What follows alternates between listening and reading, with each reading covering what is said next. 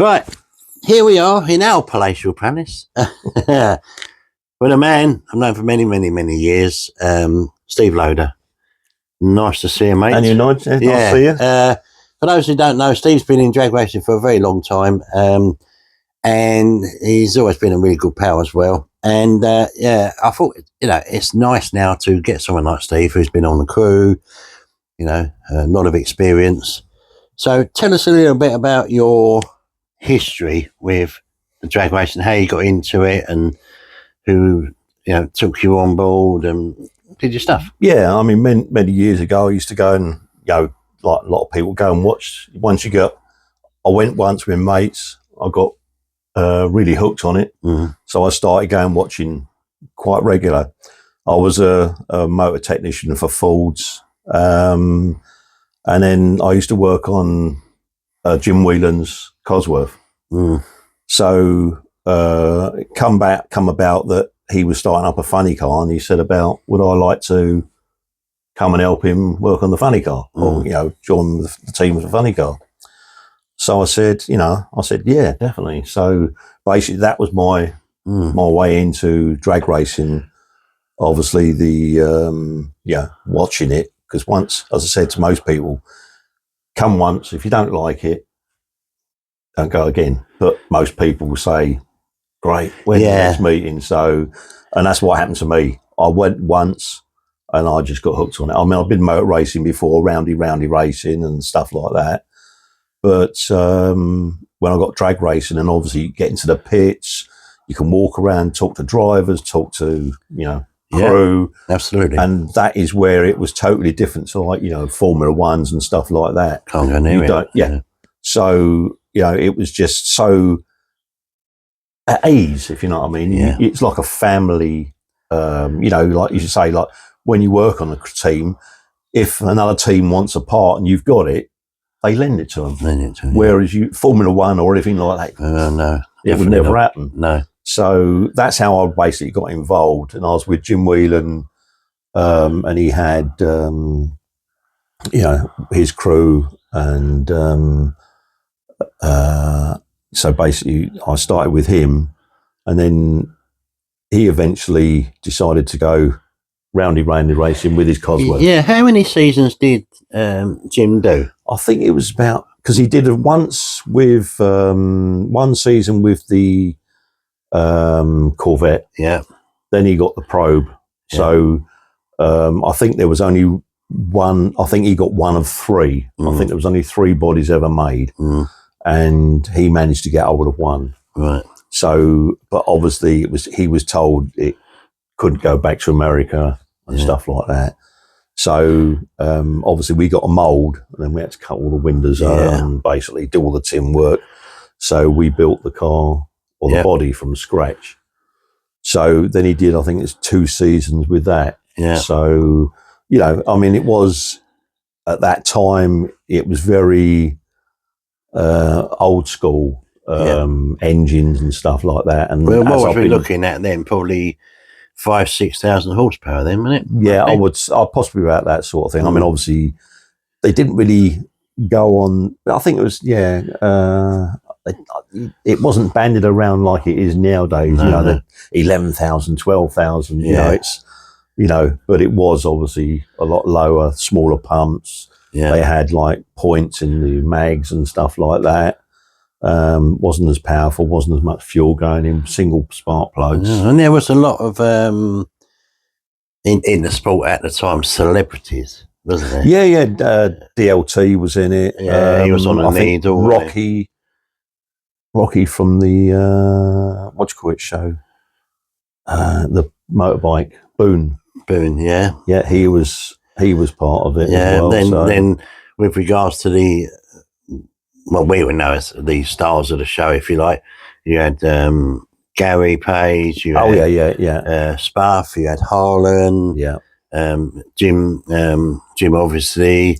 Norm Welding come over.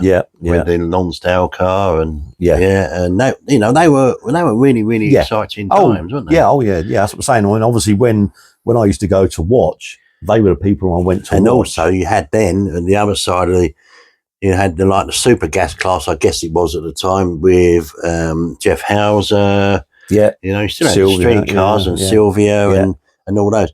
You know, so it was, you know, at the time that was brilliant. Yeah, that's what I'm saying. I mean, you know, in the years I've been doing it, you definitely saw the fall off, but then it started to come back up again. I mean, like, you know, let's say at one point we was the only Top Fuel funny car that kept the funny cars going, whereas a lot of countries, the funny cars disappeared. Top Fuel funny cars disappeared, and in that class, we was the only ones that was still going. But so, yeah, I mean, as you say, there was lots of names, you know, around the earlier time sort of thing, and it was. I don't know why it was more popular, but I mean, it's still got its diehards. Well, you had, I mean, just slightly before, and they were still there. You had, you know, Dennis Priddle and all those, the Stones and all those. And the Americans come over. The Americans come over. Well, I mean, unfortunately, with Darryl Gwynn, that went a bit pear-shaped, didn't it? Yeah. But you know, but the whole thing, you know, Al O'Connor, all them, they were still around in them days, you know.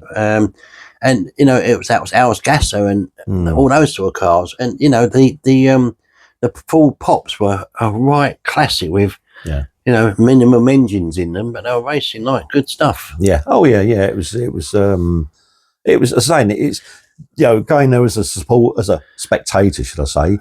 It was great to watch because there was so many different, like as I said, you know, your bikes, all different classes in bikes, all different classes in cars.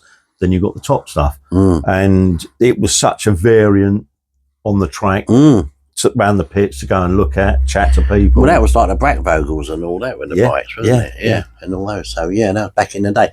So he was with Jim Whelan, and then he went off roundy racing with his big yellow trucks, no doubt. And then, and where did you go from there? Well, basically, I was like not retired, but basically I'd stopped. You know, obviously no, and worked on any cars sort of thing since then. And as you do, I got the urge to get back into, or go back up and watch it. And as I was wandering around the pits, I went round, you know, obviously I've been there and obviously knew quite a few people, and went down the start line with a couple of the teams and stuff like that. And, you know, I really got back into it again sort of thing. And then I said, look, I'm going to wander around and just have a chat with other people. And I just happened to, by chance, bump into Andy Carter.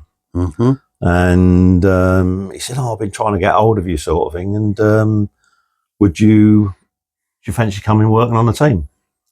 So basically I was back in it again with Top Fuel Funny Car. So, Top Fuel Dragster. So Top Fuel Funny Car with Jim. So basically all my time I've been with drag racing, it's always been with Top Fuel. Top Fuel, a similar engine, you know. Arrangements, So, well, it's the same sort of thing. So, so basically I was working with Andy Carter, and I was quite a few seasons with him, won championships with him, and then he went to America. So at the time I had family and stuff like that, so I didn't take the opportunity to go to America with Andy.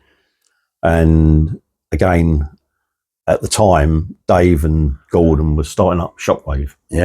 So so I was working with Dave. So basically, as soon as they started up the Shockwave, I was working with them. So, you know, and that's where I've been most of my life ever since. So, you know. And you know, they were good times, you know. You know, you had some really good events there. I mean, as I said, I won, I think it was 2 championships with Andy Carter. And then obviously with the funny car, we'd won quite a few championships as well with that. At one point, Gordon got the quickest time with a car with a transmission. So I don't know whether that record still holds. I would have thought it'd been beaten by now, but and he was a very good driver. Oh yeah. Yeah, loved his fags, didn't he? Good old Gordon. Yeah, I mean that's what I'm saying. I mean, like, yeah, it was that.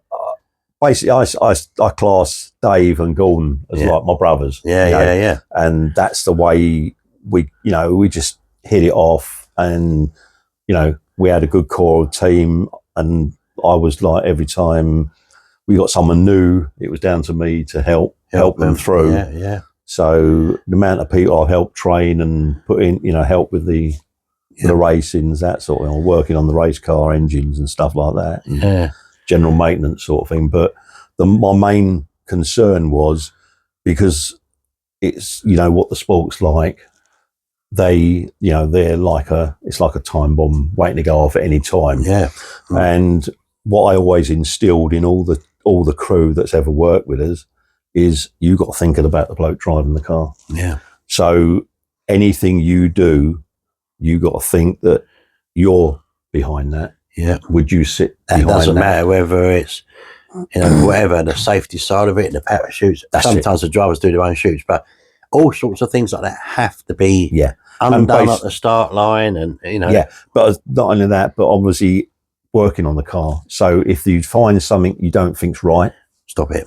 You've sorted it out. We get it sorted. And the one of the old thing I always did, before every race meeting, went over the whole car, checked chassis.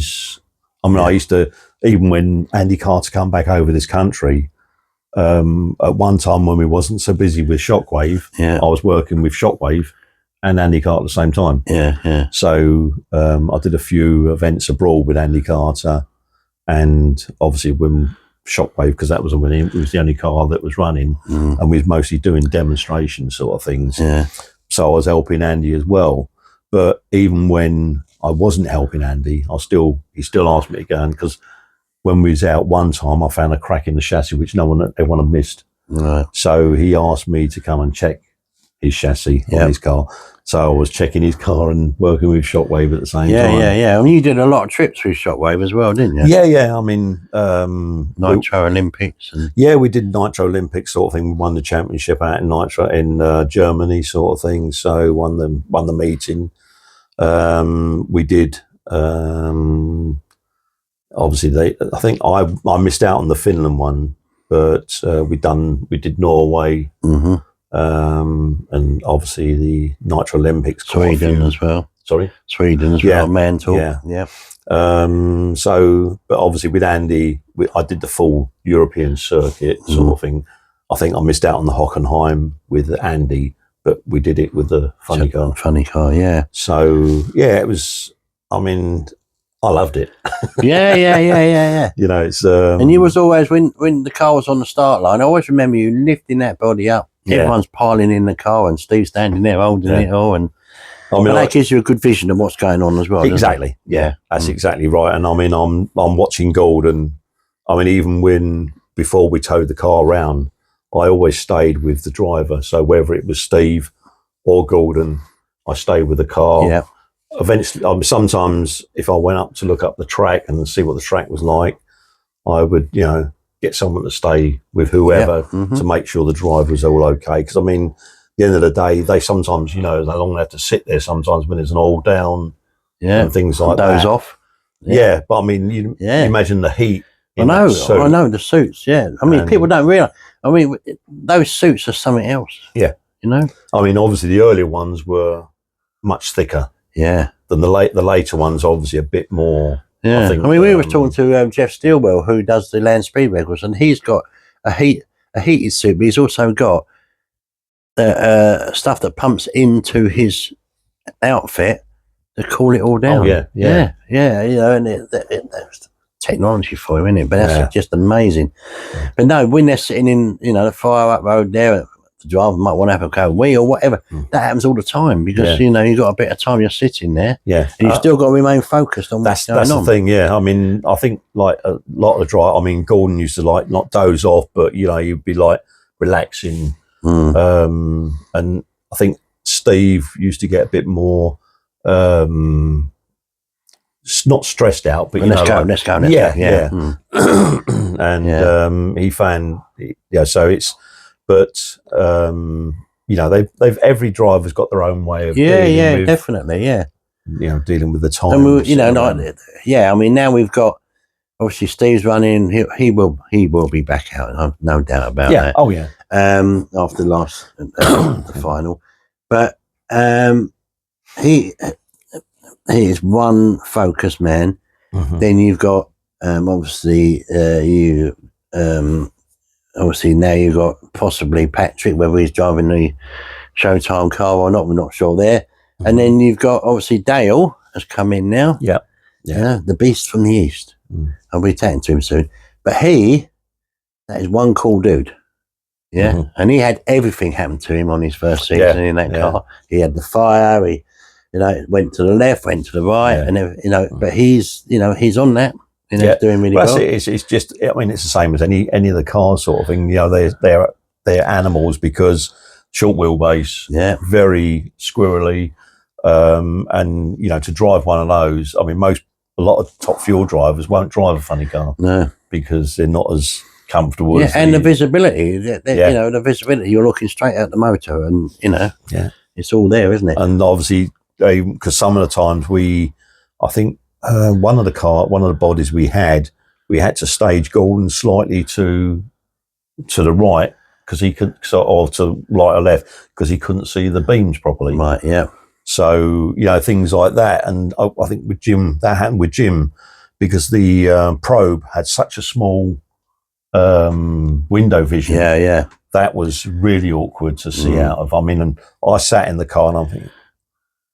You just you think, how do you drive that? You know, exactly. So it's obviously different drivers have different obstacles. Yeah, it's like Andy Roll with his nitro bug. That is limited visibility in that car. In the nitro bug, and then he's got a bigger screen now to look out of. Obviously, he will pass and get his license for the season. Oh yeah, without any doubt, and he will be a very, very good driver. So there's a lot of teams that are happening out there. Top Fuel as well. And even Suzanne is possibly going to be jumping into Funny Car as well. Okay. Yeah. I've not heard that. So she had a bit of a ride in Kev's. I think she's still got to pass a license and everything. Okay. Yeah. But in Kevin Kent's car. So you know, all these things. You know, are we now looking at having a much bigger field in Funny Car than Top Fuel?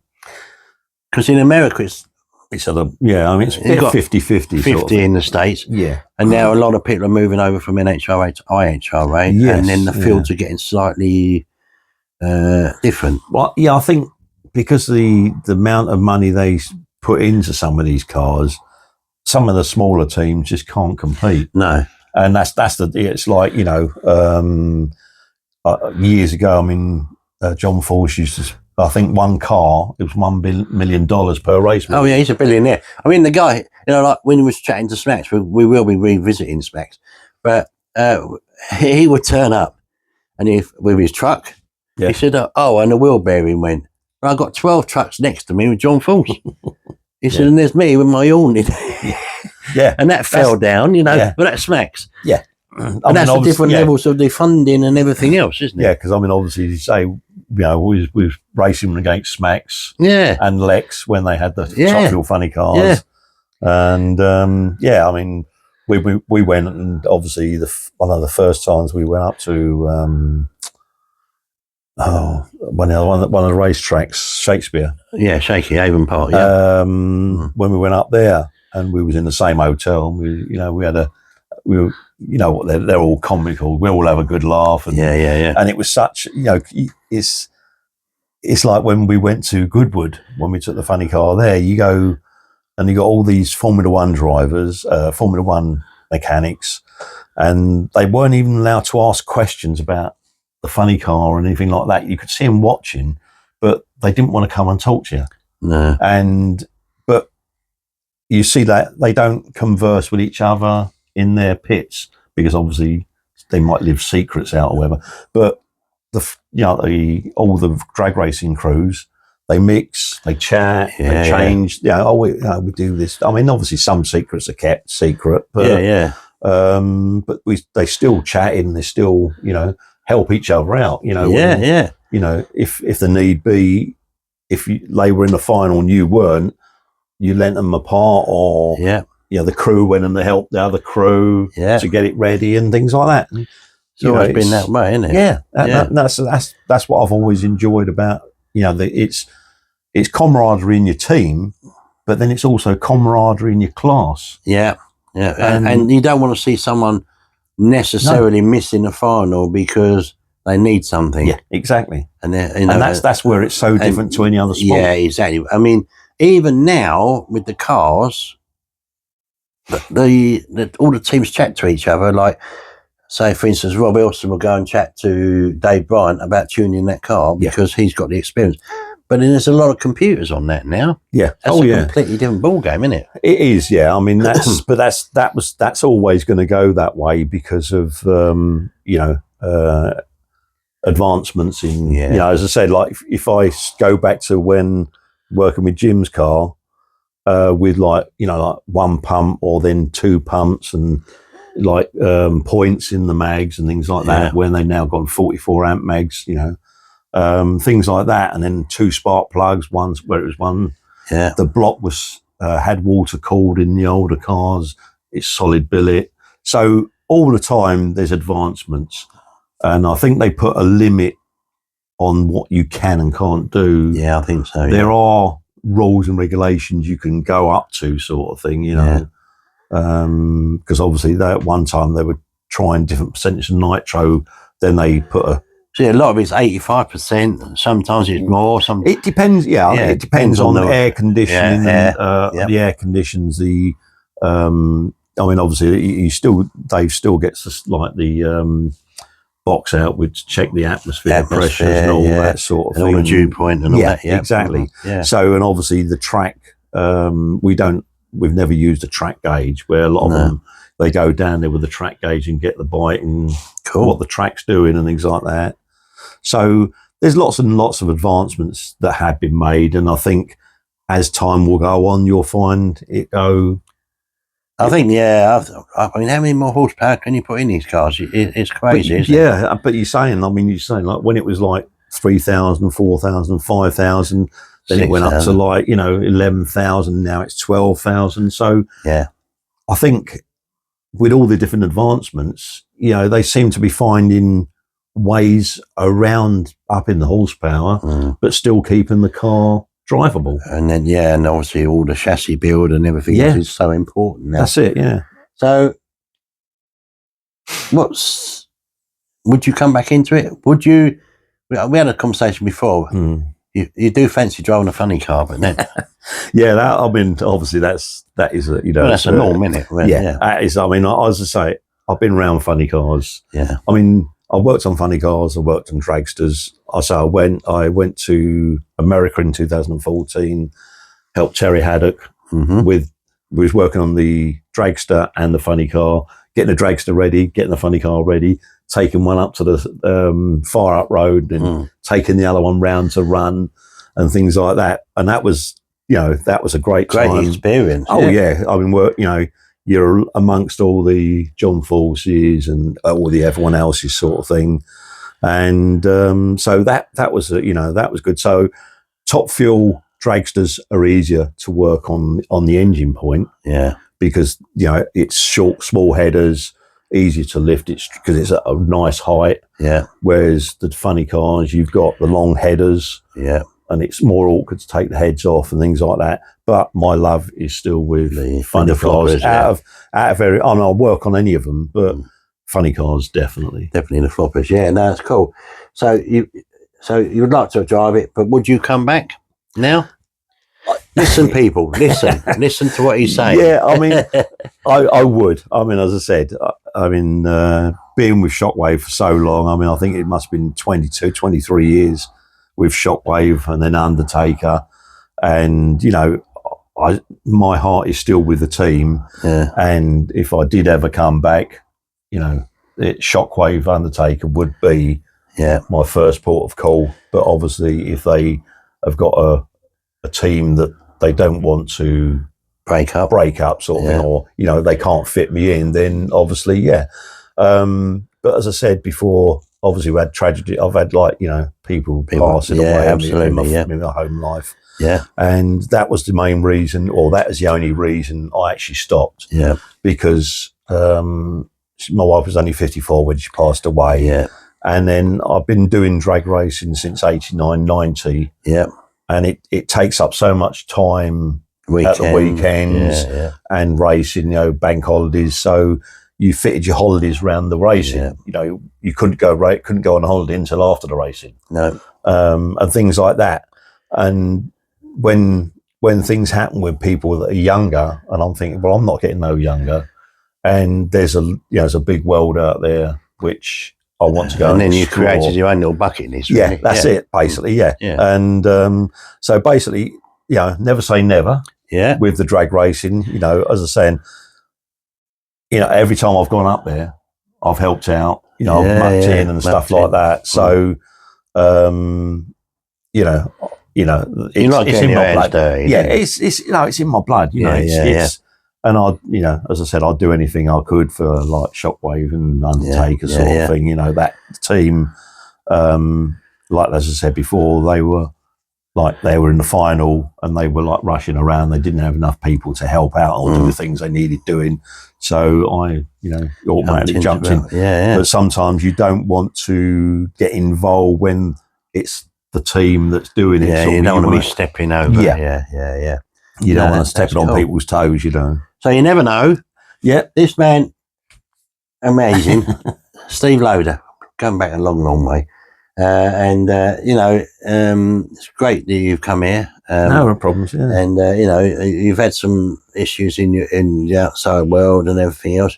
You're still buzzing with it, which is great. Yeah. Oh, yeah. I mean, I was just saying, when we used to do shows and things like that, I'd always tell people, we're racing so-and-so, come along and watch it. And the amount of feedback I got, people coming back to me and saying, oh, great, when's the next race meeting? And people do, as you get hooked on it. Oh, yeah, without a doubt. Yeah. A lot of people, once you've seen it, once you've heard it, because you can't explain it to people. No. You can say, you can tell them roughly what it sounds like. You can play them a video. It's the smell, the noise, everything. Yeah, and that doesn't matter whether it's the sportsman classes right up to the top fuel bikes, the top fuel cars, the street bikes, whatever. Yeah. The smell and the atmosphere and everything else that goes on. Santa Pod Raceway is the key in this country. Obviously, you've got Melbourne and you've got Manston, whether that's coming back next year, we hope so. But there's these tracks, that people can go to, and you get the smell, you get the atmosphere, and you start to feel actually part of it. Spectator, without a doubt, are made to feel part of it. If when I was crewing, you'd always find time. If people were talking to you, you wouldn't blank them. No. You'd always find time, and if they wanted to talk to you a bit more in depth, you could say to them, look, come back when racing's finished. Yeah.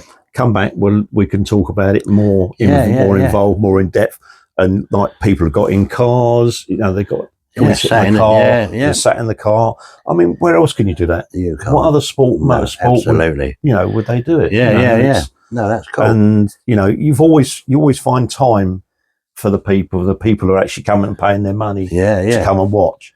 That's cool. It's amazing how many people, even walking around, like when I've been up the pod after I've left, that people still recognise me, talk to me, and things like that. Isn't it? I mean, obviously, that's to say, I had a bit of time away, obviously after Nitro, and I came back doing the podcasting, and came back before as well to support and have a look and spectate and so on.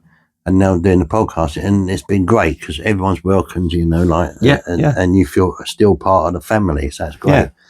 So let's call it a day there. But I'll tell you what, we'll have to revisit this. Maybe, people out there, you know who you are. This man possibly might come back, might not, but might come back. His name's Steve Loader. If you want to get in touch with him, I have his number. You probably have already got his number. And see what happens, because the experience is there.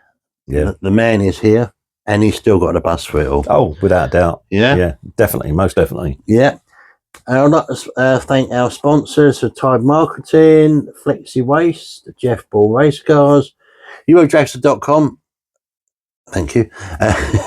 And of course, all the people that are out there that are listening to what we're doing. And we've got some fantastic names coming up very, very soon indeed.